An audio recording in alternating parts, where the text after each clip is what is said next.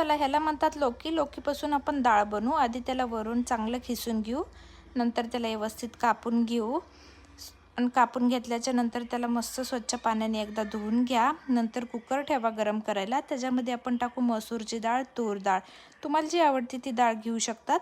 नंतर थोडंसं तमालपत्र टाकू, हळद टाकू, मीठ टाकू, 2 मिरची टाकू, 2 टमॅटो टाकू असे उभे चिरून आणि त्याला कुकरला चांगल्या 2-3 शिट्ट्या होऊन देऊ डाळ शिजेपर्यंत. आपली डाळ शिजलेली आहे.